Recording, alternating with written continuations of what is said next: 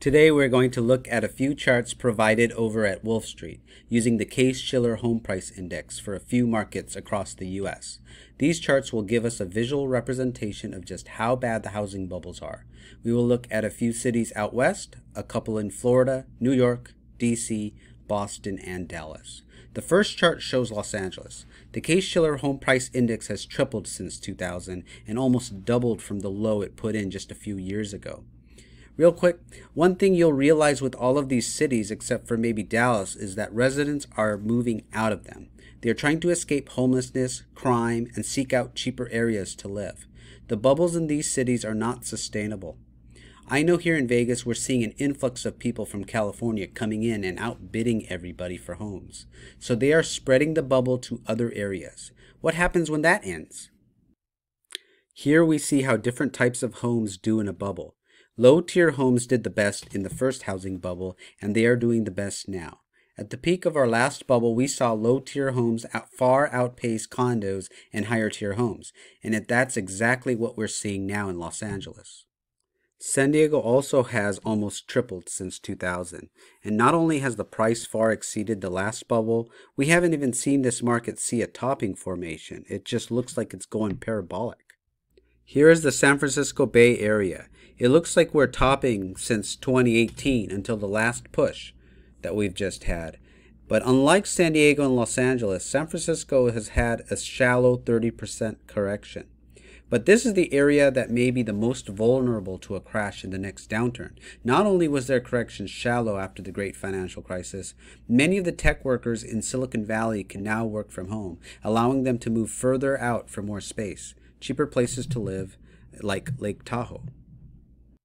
Here is Seattle, another area with a shallow correction.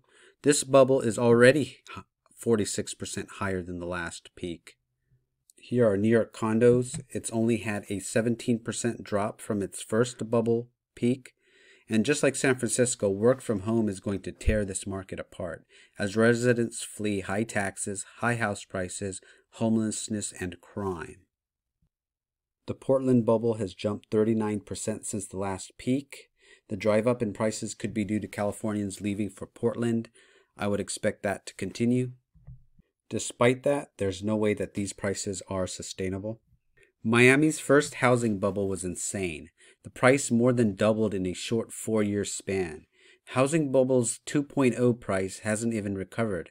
In fact, that area above the red line represents about 2 years. So if you had bought a home in Miami at any point during those 2 years, from approximately 2005 to 2007, there's a good chance that you're still underwater. Prices of homes in Tampa has just barely gotten above its prior bubble peak. The same with DC. It just looks like the price keeps stair-stepping its way up. Boston is now 32% higher than its last peak after having a shallow correction. The prices of homes in Denver have exploded during Bubble 2.0. They're up 69% from its last peak. In these next two charts, we'll see Phoenix and Vegas. They've both had deep 50% plus corrections and are still below their prior peak. Here is Phoenix, and here is Vegas. Here is Dallas. This chart looks a lot like Denver. It had a shallow correction and a huge jump. And this is what happens when there's an influx of people moving into your city. Just as a reminder, here is Denver, and then here's Dallas. The housing bubbles are not the same in all areas of the country. With the California exodus looking like it is picking up steam, it looks like LA, San Diego, and San Francisco are going to have the biggest busts in the upcoming housing crash. Thank you for listening. I appreciate all of you that watch my videos. If you live in a city not already covered here, please let me know what the housing situation is in your neck of the woods. And subscribe if you're not already subscribed. Later.